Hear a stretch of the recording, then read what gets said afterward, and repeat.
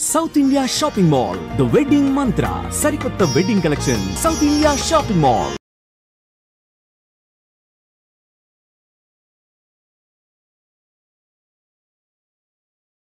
మీ cinema చిత్రీకరణ విషయంలో ఎంత పట్టింపుగా ఉంటారన్న దానికి నేను విన్నానండి, నిజమో కాదో నాకు తెలీదు. సరైన సినిమా అసలు అరవింద్ గారికి మీరు చూపించలేదంటగా ఆఖరి వరకు ఎవరు అన్నారు? ఎవరో అనడం అని కాదు సార్, నాకు వేరే సీన్లలో చూపించడాలు కొంత అయిన తర్వాత వాళ్ళతో అది నాకు అసలు అలవాటు లేదండి. నేను ఒకటి ఫిక్స్ అయ్యి కరెక్ట్గా ఇది అయిన తర్వాత నేను ఫైనల్ ఎడిట్ పర్ఫెక్ట్గా చేసిన తర్వాత కూర్చోబెట్టి చూపిస్తాను సార్. మీకేం డౌట్ ఉందో చెప్పండి, ఇప్పుడు ఏం చేద్దాం, ఇబ్బంది లేదు. ఓకే, ఆ రోజు నేను చూపించినా కూడా మీరు గెస్ చేయలేరండి. ఏ సీన్ కాని సీన్ ఎప్పుడు చూపించినా బాగానే ఉంటాయి సార్.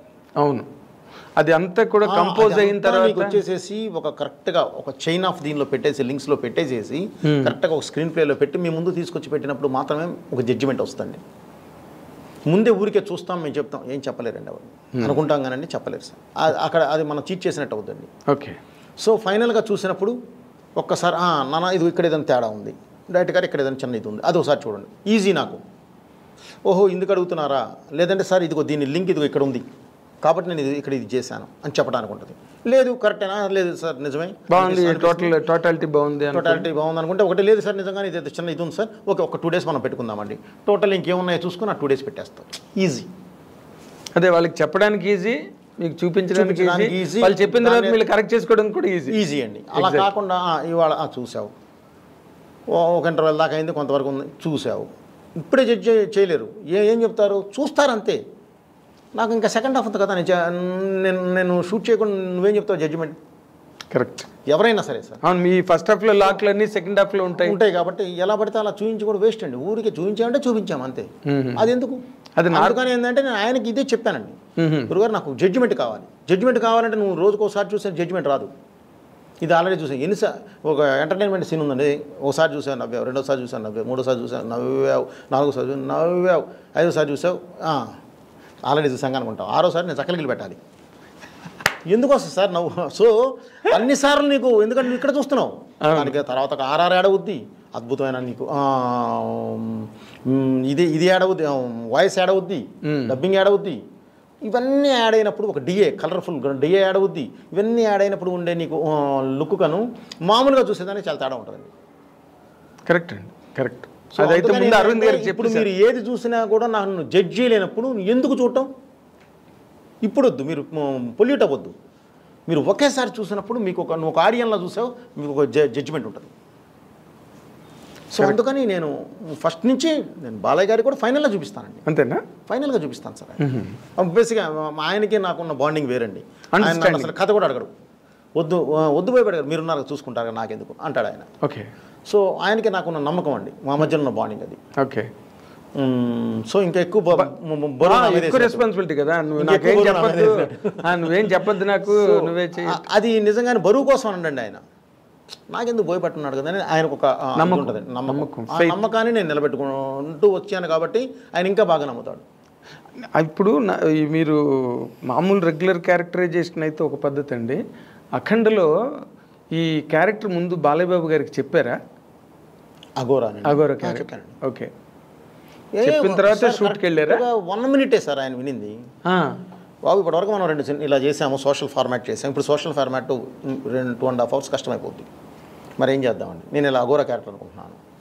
అఘోరా అంటే విభూతి పూసుకొని హెయిర్ పెంచి వచ్చి ఇదా అన్నాడు. అవును బాబు, కాకపోతే బాలయ్య బోయపాటి అలా ఉంటారు కదా బాబు.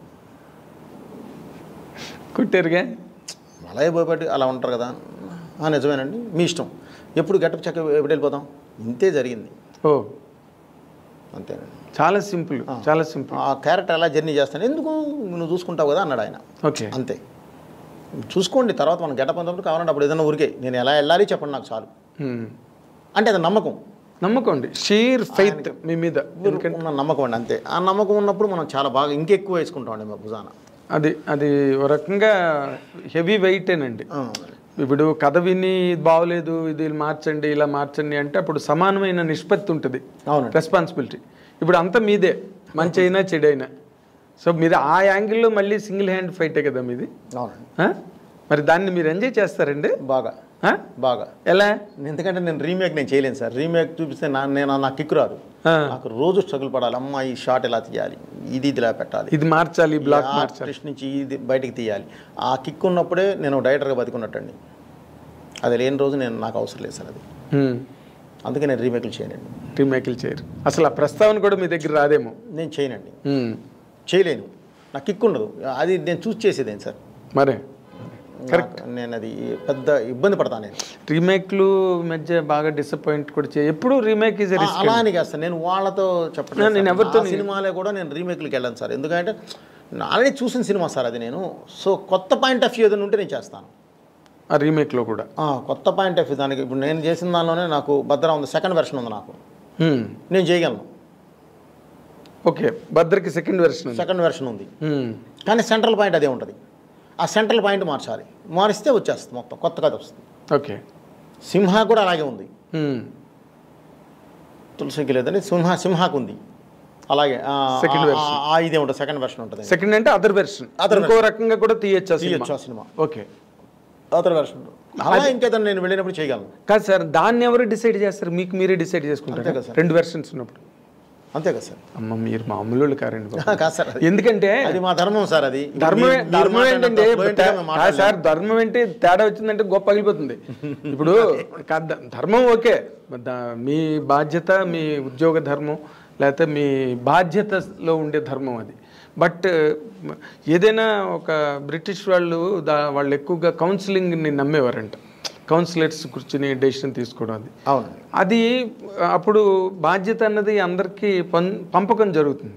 ఇక్కడ మీరు రెండు వెర్షన్స్ రాసుకుని రెండు బాగున్నాయి దీనిలో వెళ్దామని అనుకోవడం మాత్రం ఇప్పుడు నాకు సాహసమే. నాకు ఒక రైటర్ స్వింగ్ కూడా ఉంటుందండి.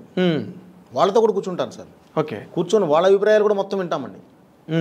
వాళ్ళతో పాటు కూర్చొని వాళ్ళ అభిప్రాయాలతో పాటు మొత్తం అంతా కూడా అభిప్రాయం తీసుకున్న తర్వాతే ఫైనల్ జడ్జికి నేను వెళ్తాను. Okay, then you will arrive at final decision. Yes sir. Okay, ఇప్పుడున్న ఇది ఎలా ఉంది, ట్రావెల్ ఎలా కావాలి, ఏంటి, వాట్ ఇస్ వాట్, ఇప్పుడు నడుస్తున్న ట్రెండ్ ఎలా ఉంది, ఓకే, ఎవరిని మనం ఖాయం చేస్తున్నాం, ఈ సినిమా ద్వారా ఎవరిని ఫస్ట్ ఆడియన్స్ మన సినిమాకి రావాలి అనేది కంపల్సరీ ఇది పెట్టుకొని కూర్చుంటాను. ఓకే, తర్వాత నాకు అంటే మీరు ముత్యాల సుబ్బయ్య గారి దగ్గర అసిస్టెంట్గా ఉన్న రోజుల నుంచి మీరు నాకు తెలుసు. ఇన్ జనరల్గా సుబ్బయ్య గారు అన్నీ కూడా మమతల కోవిల, మమతానురాగాలు, ప్రేమ, బంధం ఇలాంటి సినిమాలు సుబ్బయ్య గారు అన్నీ దాదాపుగా. కానీ మీరు అంత ఇమోషనల్ ఎరప్షన్ ఎక్కడి నుంచి అడాప్ట్ చేసుకున్నారంటే? సార్ అడాప్ట్ అదేం లేదు సార్, టైం ఆ టైంకి అది కూర్చుంది సార్. ఆ తర్వాత నేను 2004కి నేను డైరెక్టర్ అయ్యాను. అవును, ఆయన దగ్గర నేను పనిచేస్తుంది 98, 99, 2000 ఆ లోపే చేశాను సార్. ఆ తర్వాత 2001 నుంచి నేను బయటకు వచ్చేసాను. ఓకే, 3 ఇయర్స్ ఫైల్ పట్టుకొని తిరిగాము. 2004లో నేను భద్రా స్టార్ట్ చేశాను. అప్పటికి చాలా మారిపోయినాయండి. సో ప్లస్ నా పాయింట్ ఆఫ్ వ్యూ ఒకటి ఉంటుంది సార్. నేను అప్పటి వరకు ఉన్న రవితేజ గారు ఒకలా ఉన్నారు. ఓకే, నేను ఇతనితో చేస్తే ఏం చేయాలి, బాలయ్యతో చేస్తే ఏం చేయాలి, చిరంజీవి గారితో చేస్తే ఏం చేయాలి, ఎవరైతే ఉన్నారో వీళ్ళతో చేస్తే ఏం చేయాలి అనేది నాకు ఒక ఇది ఉంటుందండి. సో ఆ కాలమాన ప్రకారం మారిన దీని ప్రకారం మార్పుల ప్రకారం అది చేంజ్ చేసుకుంటూ వచ్చామండి. దానికి తగ్గట్టు మారుతూ వచ్చాం. ఓకే, ఆయన హ్యాంగ్ ఓవర్ ఏమీ లేదు మీ మీద. అది 3 ఏళ్ళు మీరు పనిచేసినా మీదంతా వేరే స్కూలు. అది ఎవరి స్కూలు కాదు, అది రాఘవేంద్ర గారి సినిమాలాగా ఉండదు, కోడి రామకృష్ణ గారి సినిమాలాగా ఉండదు. అసలు మీది బోయపాటి సీన్ సినిమా సెపరేట్. ఇది మనం చేసామండి 100%. ఆ హెవీనెస్, ఆ ఎలివేషన్స్ అంటే ఆడియన్కి you will show a different world అండి. కొత్త ప్రపంచంలోకి వెళ్ళి వస్తాడు ఒకసారి ఆడియన్స్. అది సరైనోళ్ళని నేను ఫీల్ అయ్యాను. నేను మీకు సినిమా చూడగానే కూడా మీకు ఫోన్ చేసి చెప్పాను సరైనోడు. అప్పటి నుంచి నాకు ఐ ఫాలో యువర్ ఫిల్మ్స్. ఎందుకంటే వేరేగా ఉంటాయి, వేరే ధోరణి సినిమాలు అవన్నీ కూడా. ఇప్పుడు మీరు నార్మల్గా ఒక రవితేజ, ఒక రామ్ చరణ్ గారు, ఒక అల్లు అర్జును, బాలయ్య బాబు, ఇప్పుడు రాము, ఇది వెళ్తున్నారు.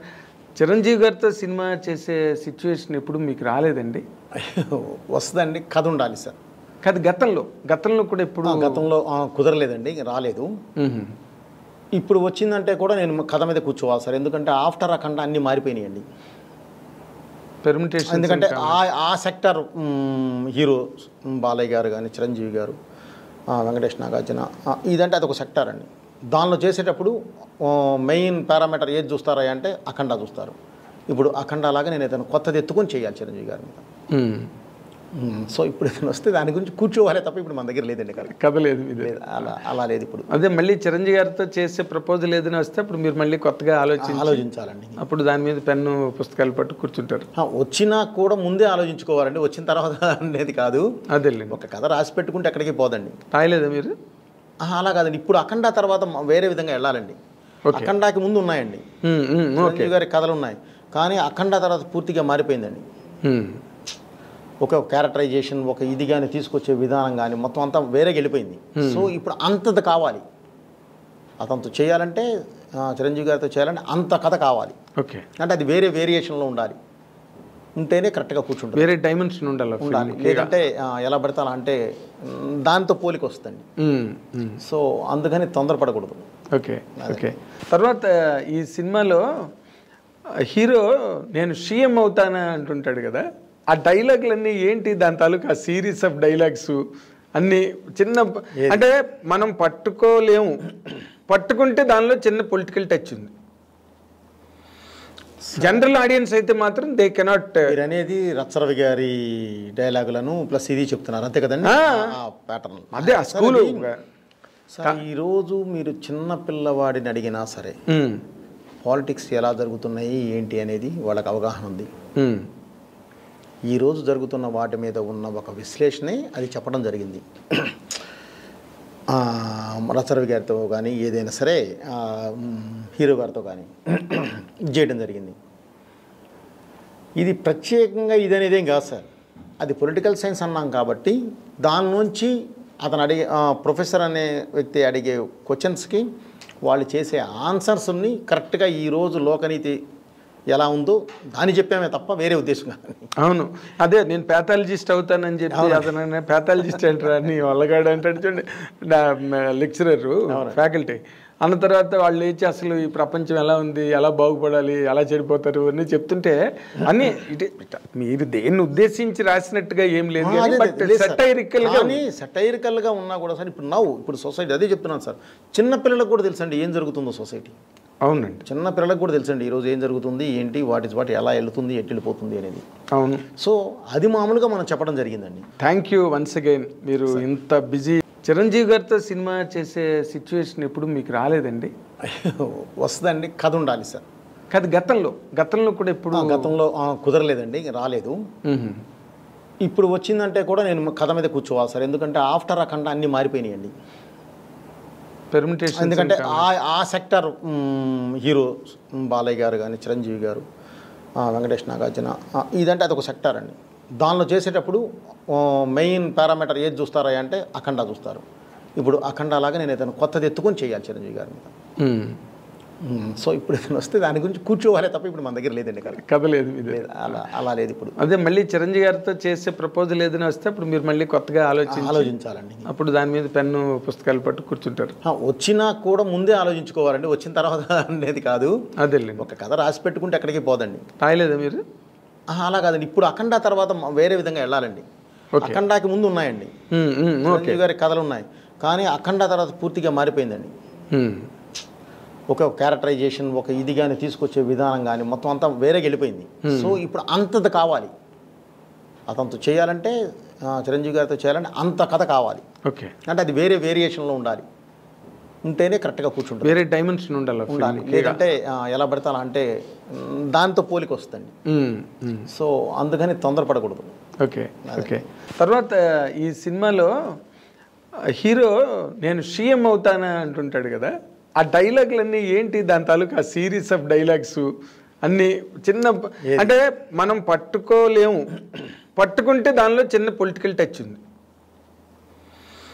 జనరల్ ఆడియన్స్ అయితే మాత్రం దే కెనాట్. అనేది రచ్చరవి గారి డైలాగులను ప్లస్ ఇది చెప్తున్నారు అంతే కదండి, ప్యాటర్న్ అదే ఆ స్కూల్. సార్ ఈరోజు మీరు చిన్న పిల్లవాడిని అడిగినా సరే పాలిటిక్స్ ఎలా జరుగుతున్నాయి ఏంటి అనేది వాళ్ళకి అవగాహన ఉంది. ఈరోజు జరుగుతున్న వాటి మీద ఉన్న ఒక విశ్లేషణే అది చెప్పడం జరిగింది. రచరవి గారితో కానీ ఏదైనా సరే హీరో గారితో కానీ చేయడం జరిగింది. ఇది ప్రత్యేకంగా ఇది అనేది ఏం కాదు సార్, అది పొలిటికల్ సైన్స్ అన్నాం కాబట్టి దాని నుంచి అతను అడిగే ప్రొఫెసర్ అనే వ్యక్తి అడిగే క్వశ్చన్స్కి వాళ్ళు చేసే ఆన్సర్స్ని కరెక్ట్గా ఈరోజు లోకనీతి ఎలా ఉందో దాన్ని చెప్పామే తప్ప వేరే ఉద్దేశం కాదు. అవును.